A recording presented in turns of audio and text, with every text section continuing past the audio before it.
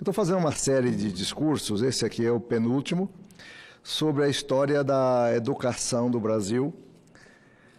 Que a gente fica reclamando da educação não está bem, a educação não tem qualidade. E eu fui levantar a história da educação, eu venho lá de Pedro Álvares Cabral.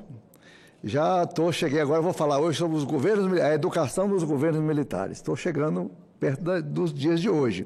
E depois desse consolidado, nós vamos trabalhar agora para frente as alternativas para a gente reagir a essa situação dramática da educação brasileira, que eu sempre tenho falado aqui, que não tem, pode fazer todas as reformas. Vamos fazer a reforma tributária, vamos fazer previdenciária, vamos fazer outras, abrir comércio, redução de burocracia e tudo mais.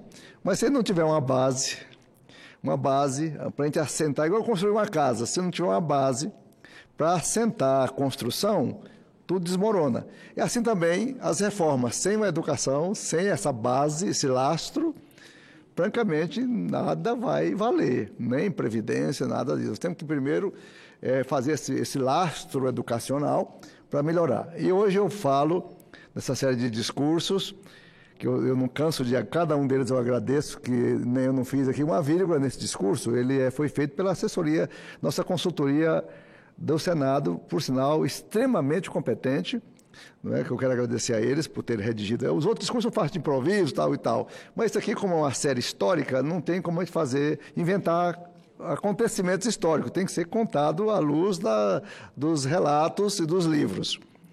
Então, eu continuo hoje com o meu projeto ousado, mas, a meu ver, necessário de fazer um apanhado histórico da educação em nosso país, avaliando especialmente o impacto e o legado que as políticas educacionais do passado tiveram na educação do Brasil de hoje.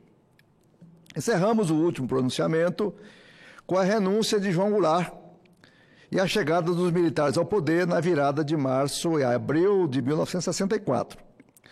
Aqui, talvez, mais do que qualquer outro período da história recente do Brasil, os temas da economia, da política e da educação estão mais imbricados um no outro do que nunca.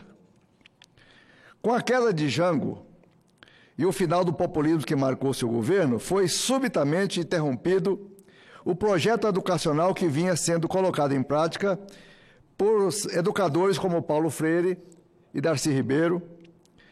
Iniciou, então, uma política intervencionista que marcaria o Brasil por 2 décadas seguintes, com reflexos positivos e reflexos negativos também, que nos acompanham até os dias atuais. Iniciemos por uma contextualização global. Em 64, o mundo vivia o auge da Guerra Fria, entre Estados Unidos e União Soviética, que os mais velhos lembram muito bem disso. A relutância de João Goulart em se aliar com os Estados Unidos foi um dos principais fatores que precipitaram a queda de Jango.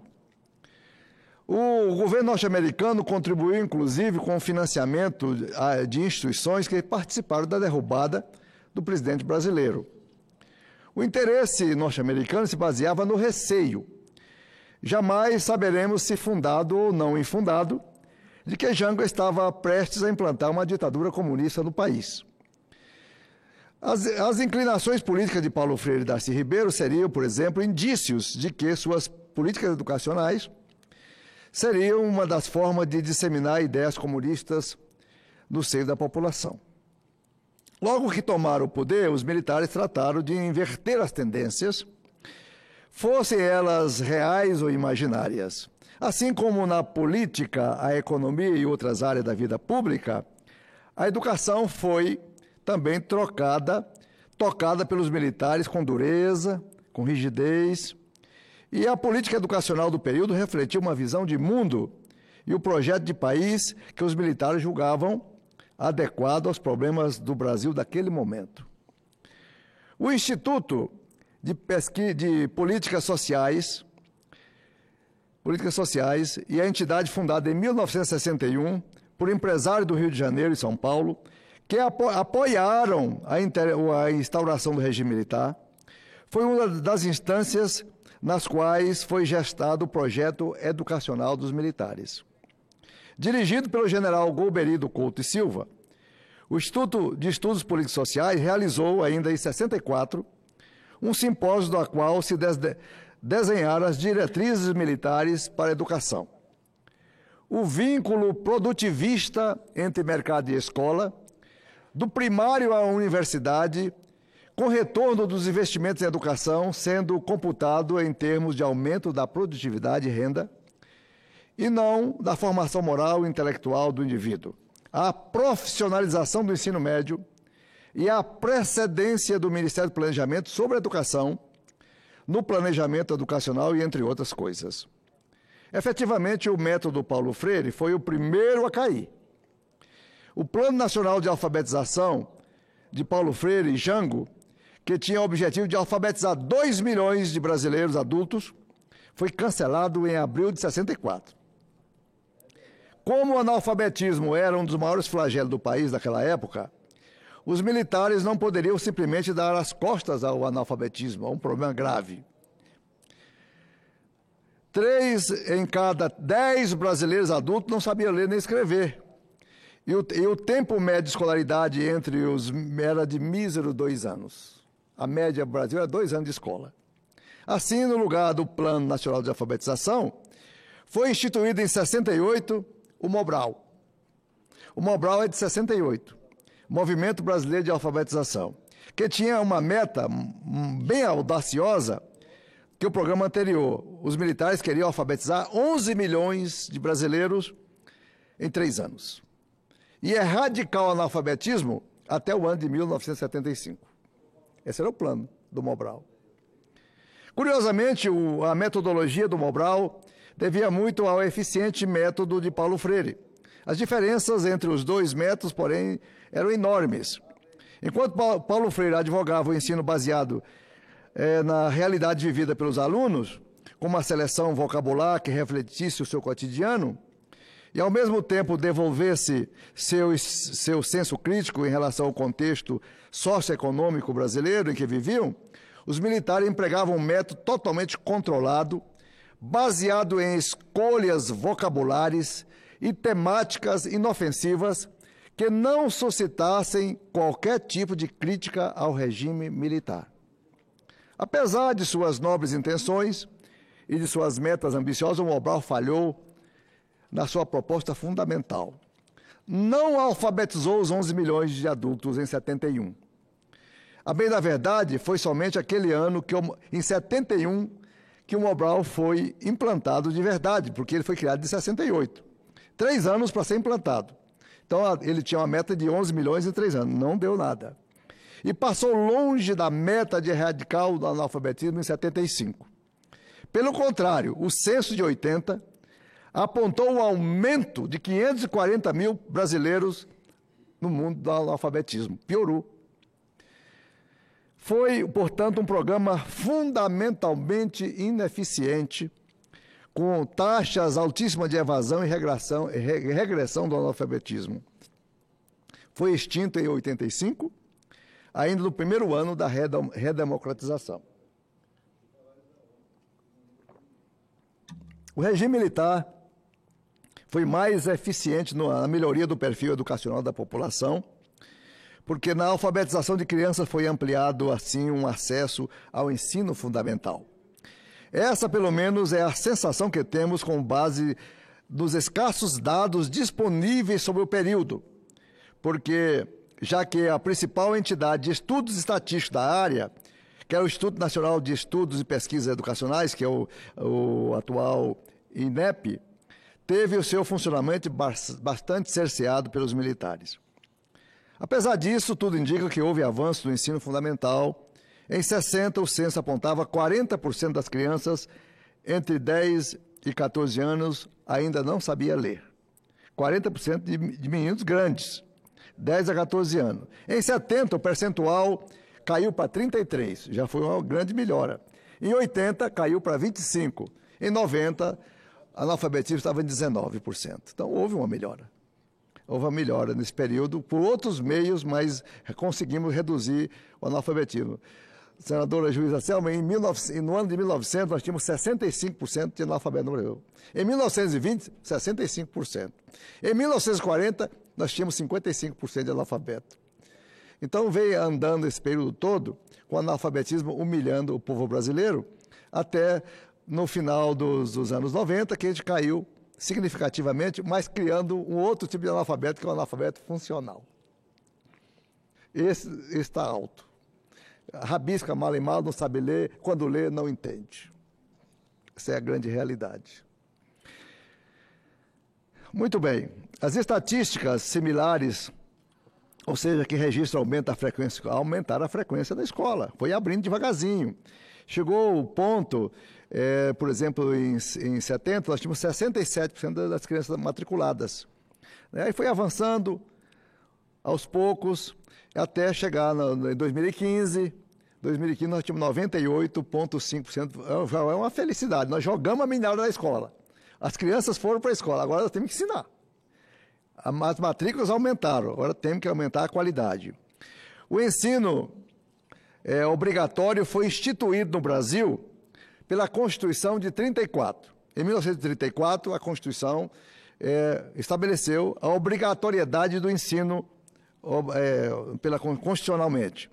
Mas só foi regulamentado essa obrigatoriedade 27 anos depois, em 1961, com a LDB, a Lei de Diretrizes e Bases da Educação, criada praticamente, a LDB já vinha de muitos anos, mas em 61 é que realmente foi regulamentada por essa lei. À época, 4 anos iniciais, à época só o ensino fundamental era obrigatório. Os 4 anos conhecidos como ginásio, além de não ser obrigatório, exigia o ingresso do aluno, a aprovação e tinha o exame de admissão. Só lembro do exame de admissão. Tinha o exame de admissão, que era terrível, era um vestibular, né, para passar do primário para o ginasial. Em 71, o regime militar promulgou a segunda LDB, 71, com as 2 mudanças importantes para o ensino fundamental. Instituiu a obrigatoriedade de 8 anos, incorporando o ginásio, e extinguiu o exame de admissão. Não é? Essas mudanças foram extremamente importantes para o aumento da frequência na escola. Né? A nomenclatura de primário e ginásio, aliás, duraria pouco tempo. Os militares introduziram as nomenclaturas primeiro grau, com a duração de 8 anos, que fundia ginásio e primário, e o segundo grau depois. Mas essas mudanças foram introduzidas no Brasil por intermédio de um acordo, 12 acordos que ficariam conhecidos como acordos MEC-USAID, ou MEC-USAID. MEC Estados Unidos. MEC Estados Unidos. Isso nos anos 70, por aí assim. Né? MEC-USAID. Firmados entre o Ministério da Educação e a Agência dos Estados Unidos para o Desenvolvimento Internacional e Acordos, que é o MEC-USAID, ou MEC-USAID. Promoveram mudanças profundas na educação brasileira, e a língua inglesa passou a ser obrigatória desde a primeira série aqui no nosso país. Foram retiradas do currículo algumas disciplinas obsoletas pelos militares, que era a filosofia, o latim, a sociologia, a educação política, deixaram de ser ensinadas. Introduzidas depois a educação moral e cívica e outras disciplinas da época. A lei da reforma universitária de 68 implantou uma visão estabelecida pelo Instituto de Pesquisas para adequar o ensino universitário às demandas do mercado. Embora neste mesmo período tenha sido introduzida a pós-graduação no Brasil. As universidades foram, de fato, por longo tempo, da ditadura militar, do período militar, um foco permanente de resistência às mudanças impostas pelos militares da educação. A estratégia dos militares para lidar com essa resistência foi qualificar os movimentos estudantis como subversivos. Aí vieram a série de atos institucionais, 17 atos institucionais, o mais grave dele, mais enérgico, mais forte, foi o ato institucional número 5, de 13 de dezembro de 1968. Com a morte do estudante Edson Luiz de Lima Souto, velado por 50 mil pessoas, que precipitou a passeata de 100 mil em 1968 e outras tantas manifestações de protesto contra o regime militar, sempre com a participação de peso pelos estudantes, tanto na organização quanto nas manifestações, os estudantes estiveram entre os primeiros a resistir ao regime militar. Com o legado que nos deixou a educação, qual foi o legado que nos deixou a educação no regime militar? A primeira observação que podemos fazer é que foi ausente. O período não nos legou nenhum grande pensador da educação, nenhuma voz cultuada até os dias de hoje. Mas antes, o contrário, vozes importantes foram caladas. Anísio Teixeira foi cassado, Darcy, Florestan Fernandes, e assim o Paulo Freire também, foi todos exilados, né? Mas, outro legado que nos foi deixado pelo regime militar foi um forte ensino privado. Um forte estímulo à privatização do ensino. Foi tanto uma forma de desafogar as contas públicas, transferindo à iniciativa privada o encargo de construir e manter escolas, quanto uma consequência, um dispositivo na Constituição de 67, que eliminou a vinculação percentual mínima de investimento na educação. Na última herança do período militar, o que vale ser mencionado é a departamentalização das universidades, a instituição do regime de créditos semestrais que mantemos até hoje. Mas muito bem, mas nós vimos que o regime militar foi importante, que na ampliação do acesso às escolas, a redução do analfabetismo não foi pelo Mobral, mas por outros meios, não estatisticamente aqui citados, mas aconteceu também. Aumentou também a qualidade relativa da educação nesse período, não é? Foi muito importante. Mas com a redemocratização em 1985, muitas coisas mudaram, algumas se mantiveram as mesmas do regime militar, e a história da educação brasileira seguiu o seu curso. Isso, porém, é um assunto para o meu próximo e último pronunciamento sobre a história da educação. Eu espero que esses discursos sensibilize os senadores, as senadoras, os governantes, todos os brasileiros e brasileiras, para a questão da educação no Brasil. Temos uma trajetória riquíssima de ideias, riquíssima de realizações, e o mais interessante, senador Jaime Campos, que as maiores experiências bem-sucedidas do Brasil não nasceram do governo federal, nasceram da iniciativa dos municípios e dos estados. Os estados de Ceará, o estado de Pernambuco, não é? O estado de São Paulo, o Sudeste brasileiro, isoladamente os estados do Nordeste, o Piauí e outros tantos estados brasileiros conseguiram. E eu quero dizer para os senhores que essas iniciativas, hoje a educação brasileira, teve 5 ou 6, não sei se foi o senador Zalci que falou aqui, ele citou exemplos de institutos federais de educação, agora recentemente numa análise do PISA, que nós saímos melhor do que qualquer país da Europa, Ásia, qualquer lugar do mundo. Então, nós temos exemplos pontuais de excelência. Temos cidades, a gente pensa assim, está ruim demais. Não. Por exemplo, Altamira é um dos maiores municípios que tem o Brasil, deve ser o maior do Brasil. De uma ponta a outra de Altamira tem mais de 1.000 quilômetros. E Altamira, com essa dimensão toda, esse universo, esse continente que é o município, é um dos municípios que a educação tem reagido positivamente e muito. Das capitais brasileiras, a que tem mais reagido positivamente é Teresina. É Teresina. E o estado do Espírito Santo, no governo Paulo Artung, foi o estado que mais desenvolveu a qualidade da educação do Brasil. Então, as experiências estaduais, as experiências de escolas isoladas, têm sido um sucesso, inclusive das escolas privadas, como o Instituto Dom Barreto, lá em Teresina, e o Instituto Bandeirantes de São Paulo, que é clássico, é impressionante o desempenho dele. Então, o que nós temos que fazer, senador Jaime Campos, é ser bom copiador de bons exemplos. Copiar os bons exemplos e ampliando esses bons exemplos Brasil afora. Eram essas minhas palavras. Muito obrigado, senador Zalci, senhor presidente.